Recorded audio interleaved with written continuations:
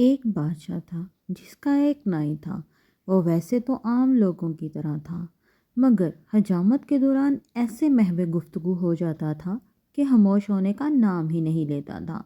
بادشاہ کو بھی اس کی ادھر ادھر کی باتیں سن کر بڑا مزہ آتا تھا اور اس کی باتیں سن کر ہنستا جاتا تھا۔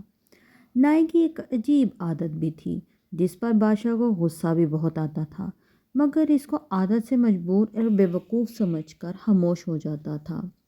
نائی کی عادت یہ تھی کہ بادشاہ کی حجامت کرتے کرتے کوئی نہ کوئی موقع نکال کر بادشاہ کو کہتا کہ بادشاہ سلامت، میرا بیٹا بھی جوان ہو گیا ہے، لاکھوں میں ایک ہے، آپ کی بھی بیٹی بڑی لڑکی، اللہ اس کی عمر دراز کرے، جوان ہو گئی ہے، اگر مجھ پر نوازش کر دو، شہزادی کا رشتہ میرے بیٹے سے کر دو تو میرے بیٹے کی بھی زندگی سنور جائے گی اور آپ کی بیٹی کی بھی شادی ہو جائے گی۔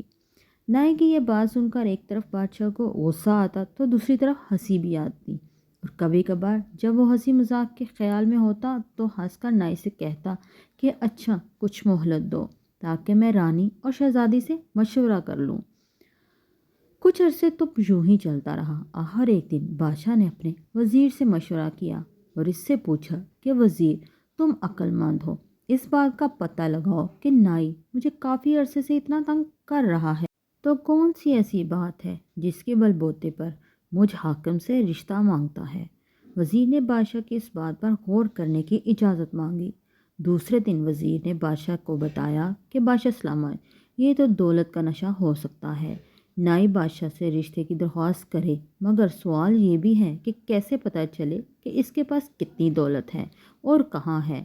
آخر وزیر نے بادشاہ سے مشورہ کر کے نائی کے گھر ڈاکہ ڈلوایا۔ ڈاکو نائی کے گھر کا سارا کچھ لے گئے۔ وزیر اور بادشاہ نے سمجھا کہ نائی اب اتنی جرأت نہیں کرے گا، مگر ایسا نہیں ہوا۔ دوسرے دن نائی حجامت کرتے وقت جب ہتھیلی پر بلیڈ صاف کرنے لگا تو ساتھ ہی بادشاہ سے رشتہ بھی مانگنے لگا۔ اس وقت بھی بادشاہ نے ہنس کر اس سے کچھ دنوں کی مہلت مانگی اور جان چھڑائی۔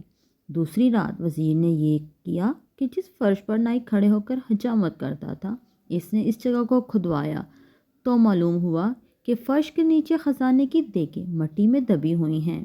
نائی اپنی دولت کے بل بوتے پہ ہی بادشاہ سے اس کی بیٹی کا رشتہ مانگ رہا تھا۔ میری ویڈیو کو لائک اور شیئر کریں اور میرے چینل کو سبسکرائب کرنا نہ بھولیں۔ اللہ حافظ۔